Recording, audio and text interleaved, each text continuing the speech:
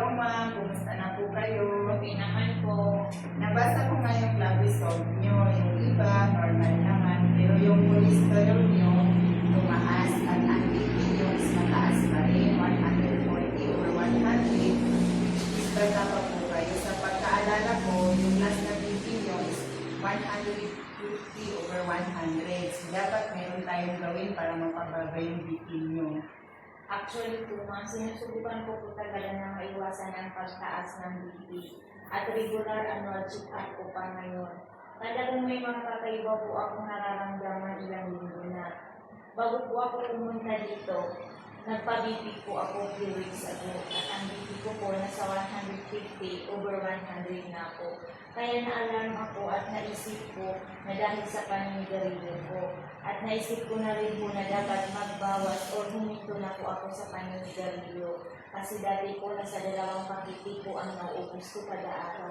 Ngayon po nasa 3 sticks na lang po. Magandang sinyalis yan. So, possible na makayanan mong ihinto ang paninigarilyo kasi nakayanan mong magbawas. So, may plano ka na ba na ihinto ito sa loob ng 30 days? Yes po, gusto ko na po talaga puminto kasi iba na ang nararamdaman ko. Pero hindi ko po alam kung saan ko po umpisahan.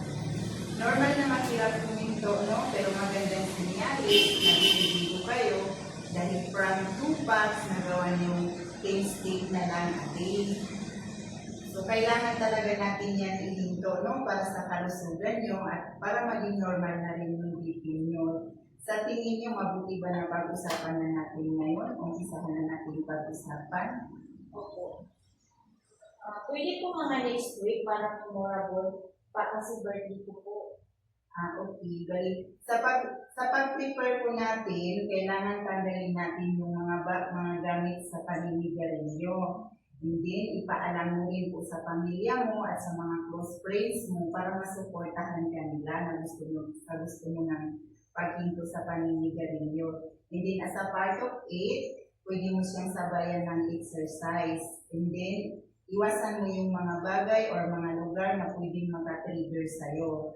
And then, after a month, baka pwede tayong magkita, sana magkita tayo para ma-check ko yung health status mo at saka yung BP mo kung may improvement. Just in case na hinahanap-hanap ng katawan mo yung paninigarilyo or gusto mong pag-usapan pa natin yung desisyon mong pagpunto sa paninigarilyo, welcome ka po na pumunta dito sa ating clinic. Salamat po talaga ma'am. Dahil gusto ko talaga huminto pero hindi ko alam kung paano ko umpisahan. Dahil sa mga payo niyo, mas na-enlighten po ako. Okay, so masaya ako mong nagaling ng pananaon mo ngayon. No? So inaasahan ko na magkikita tayo ulit para maumpisahan na natin yung ating smoothing session. Good luck, ma'am.